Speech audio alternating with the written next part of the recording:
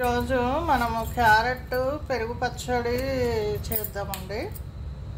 జీలకర్ర, కొంచెం అల్లం పేస్ట్ వేసుకున్నాము, కొంచెం కరివేపాకు కూడా వేసుకున్నాము.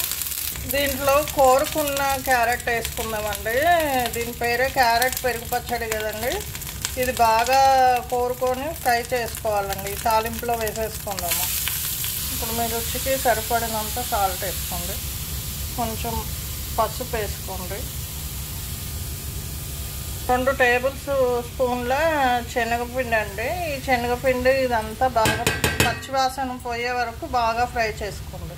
కొంచెము ధనియాలు జీలకర్ర పొడి అండి, ఇది కొంచెము వేసుకోండి, బాగుంటుంది. ధనియాలు జీలకర్ర పొడి కూడా వేసానండి, బాగుంటుంది.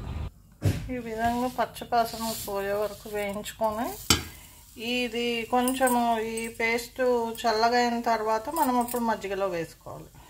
చల్లారిన ఈ క్యారెట్ ఇదంతా దీంట్లో వేసుకోండి, మజ్జిగలో వేసుకోండి. ఆ పేస్ట్ అంతా మిక్స్ చేసుకోవాలండి.